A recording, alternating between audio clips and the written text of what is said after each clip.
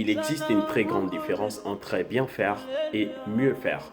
Moi, j'ai choisi de mieux faire parce que lorsque nous lisons les Écritures, on voit dans 1 Corinthiens 15, les versets 58, c'est écrit ainsi, mes frères bien-aimés, soyez fermes, inébranlables, travaillant de mieux en mieux à l'œuvre du Seigneur, sachant que votre travail ne sera pas en vain dans le Seigneur.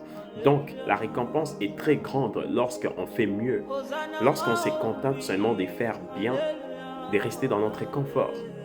Des bases, ça n'apparaît pas mauvais. Mais je vais donner un exemple très spécifique pour clarifier en fait la chose. Un frère, serviteur de Dieu, m'invite dans une conférence dans son église à porter la parole de Dieu qui n'est pas mauvais. C'est une très bonne chose. Mais Dieu, dans ces temps-là, il attend c'est que j'aille cogner dans les portes des gens, parler avec eux, prier avec eux, parce qu'il y a des gens qui ont des cas, des maladies ou encore besoin de délivrance. Donc, le fait que je fasse ce que Dieu attend de moi, c'est mieux faire. Mais faire ce que l'homme attend de moi, c'est bien faire. Mais c'est très important de discerner quelle est la volonté de Dieu.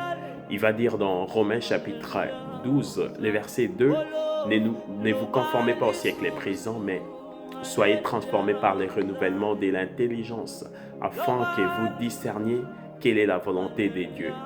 Donc la volonté de Dieu, c'est celle qui est bonne, parfaite et agréable. On ne doit pas seulement se contenter de faire ce qui est bien, mais on doit aller faire ce qui est mieux.